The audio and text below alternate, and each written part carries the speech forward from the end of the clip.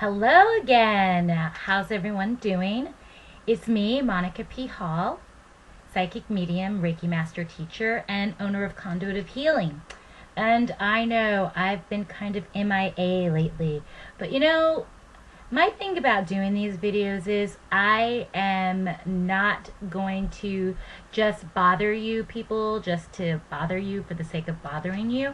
I like to come to you with epiphanies, insights, and things that I have recently discovered about myself on a spiritual level, and just my observations of the world. So today I'm going to be talking about sweetness, and it all came from this dress.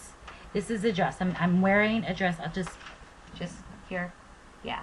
Now, the thing about this dress is the color. The color of it is pink. And pink has been my not favorite color for a few decades. And I will tell you where this started. This started with being a little girl who was constantly being put in frilly things with ruffles. Ruffles coming from all directions, my head, my butt, my ankles, just ruffles, and girly colors in pink. My mom was really into that. I was not.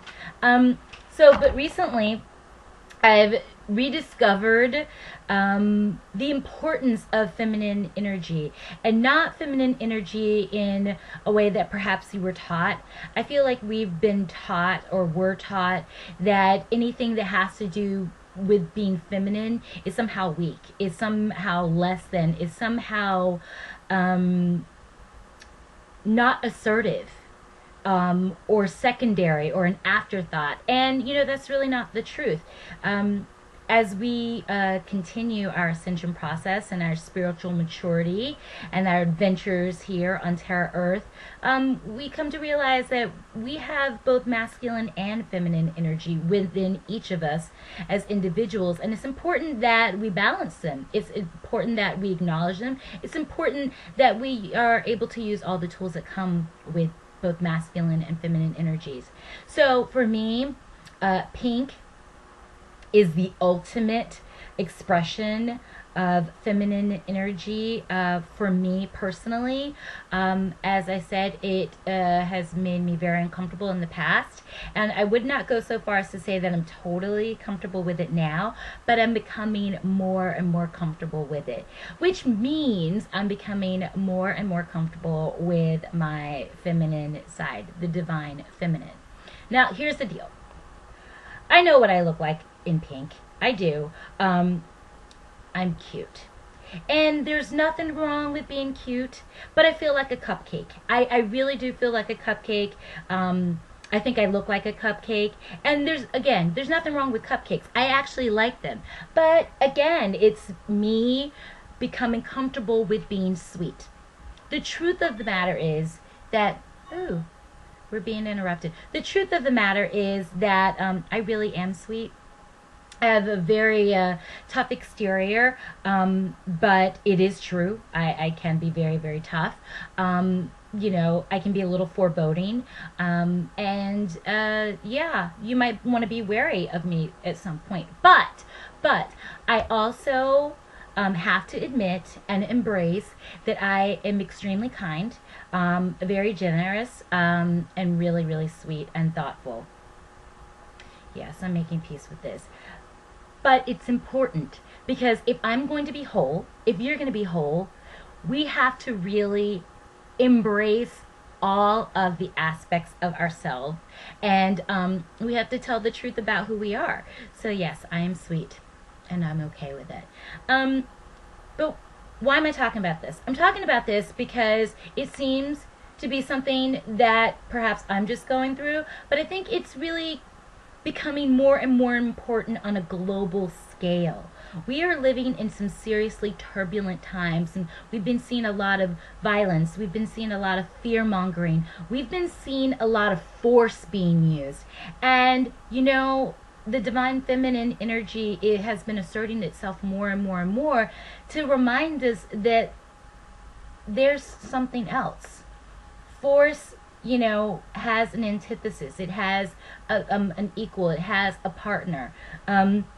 So along with force, there can be nurturing. Along with aggression, there can be wisdom, there can be kindness, there can be compassion.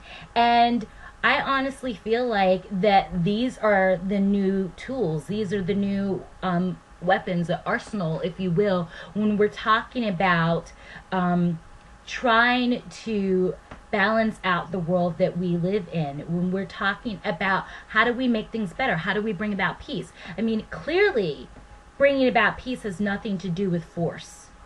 You know, I am of the belief that really what has been forgotten is at the end of the day, everybody is looking for love, whether or not they're looking for it outside of themselves, whether or not they're trying to force someone to give it to them, or whether or not, you know, they're really and truly avoiding giving it to themselves. Because in order to truly love yourselves, you have to accept everything. You have to accept something that you may perceive as not good or bad. But again, that is really taught in different belief systems, in different cultures and different traditions. What if we started a new trend? What if we shift perspective? What if we re-educated ourselves and one another in that, with the idea of you're just being you. And when you can accept being yourself and not feeling the need to impose onto others, but respect, honor, and love people for who they are, then I feel like there would be less friction, frustration, anger, and fear-mongering in the world. Because at the end of the day, it really is, if I love myself, truly accept myself, embrace myself, I'm really okay with the rest of the world. Now, that does not mean the rest of the world is going to be okay with me. That I have no control over. And to be quite honest, it's not on my list of things that I really care about. Because this soul, in this body, in this moment, in this time, is truly happy with herself. And that came with years of practice, years of acceptance, years of commitment. You know, we're always looking to commit to something or someone or something. And I find it very funny that people fail to realize that the number one commitment you need to make, should make, the one you could probably keep best and longest, is a commitment to yourself. And whether that commitment be to change things that aren't working for you, whether that commitment be to be authentically yourself, whether that commitment be to trusting yourself fully, and honestly, and doing your best by yourself. And by the way, when I'm talking about self-love, when I'm talking about doing the best for yourself, sometimes that is going to irk others because it may mean that they are not going to get what they want from you. And I'm just becoming of the mind, of the belief, because I've seen it so many times that truly, when people are paying so much attention to what you're doing, how you're living, and how you're conducting yourself, and what you're wearing, and who you're talking to, and what you're doing with your life, they really are not doing enough to make themselves happy in their own space on this planet. They're not doing enough to make themselves happy with themselves, living in their bodies, living in the world itself. And it's a personal thing. But again, compassion cannot be underestimated. Jeez, I'm busy today. It's crazy. I'm going to turn this off.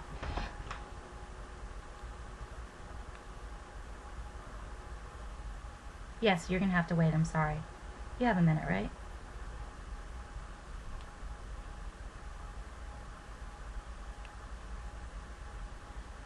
One more second. Apologies.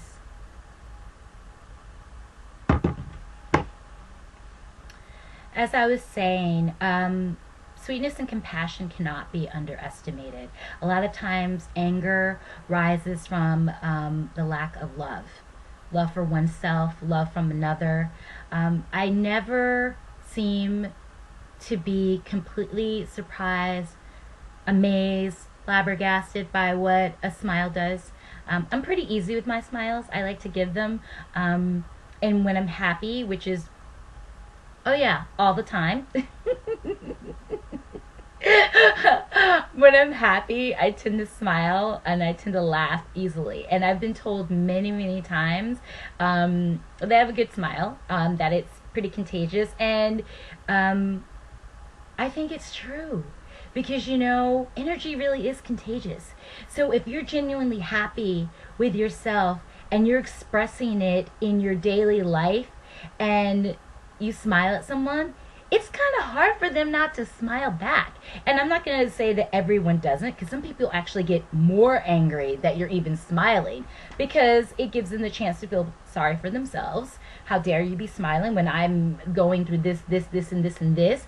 But most of the time, people are just really grateful that somebody wants to connect to them, that somebody is sharing a smile with them, or a hug, or a laugh, or, just anything to remind them that in this little instant, whether it be in passing, whether it be a complete stranger, you're seeing them, you're acknowledging them, and that in itself is a form of loving, being loving. And they're being loved in that moment. So it kind of dissipates all of the things that are perceived as wrong in your world, all the things that are going to stress you out, all of the things that, seemingly make life bad or hard or uneasy. So think about that. Think about these new tools. Think about sweetness. Think about how it makes you feel. Think about how people respond to you when you're being sweet. Because I gotta tell you, it's good. It's really good. I love when people smile back at me when I smile at them. I love a good hug. There's nothing like a good hug, right? There's nothing like a good hug or a kiss on the cheek, and we can feel it. We can feel the sincerity of a hug or a kiss or a smile. When it's fake, everything around it is fake. A hug, like somebody who hugs you like this. Don't you hate that? Or somebody who gives you the weak handshake. You know what? If you're going to fake it, don't bother. Because I can honor that truth. But if you're going to give it, if you're going to give love, if you're going to give kindness, if you're going to give compassion, be sweet, don't hold back. I'm wearing pink, people. I'm wearing pink. And you know what? I look cute. That's all I have for you today. I really hope that you are navigating these very interesting times that we are in. I hope you are expanding in your wisdom, in your consciousness. I hope you are expanding in your capacity to love and to be loved, because it is a wonderful and beautiful time that we are living in. Yes, I know what's going on in the world. Yes, I could focus and bemoan everything that's wrong with the world. But when I see so much potential for real change, for permanent change, for balancing, for wholeness, I can't focus on what's wrong, because I know in the course of healing, whether it be a cut, whether it be a heart, or whether it be a spirit, you have to get through the worst of it to get to the best. It's just a matter of choice. Okay? So that's all I have for you today. Thank you so much for watching. As always, I am here for you. You can find me on Twitter at Conduit of Healing without the G. I'm on Instagram now at Conduit of Healing. I'm on Tumblr too at Conduit of Healing. Hey, I have a website, www.conduitofhealing.com. And don't forget to like my page on Facebook at Conduit of Healing. Mwah! Namaste. Heart chakra pink. Thanks so much. Bye.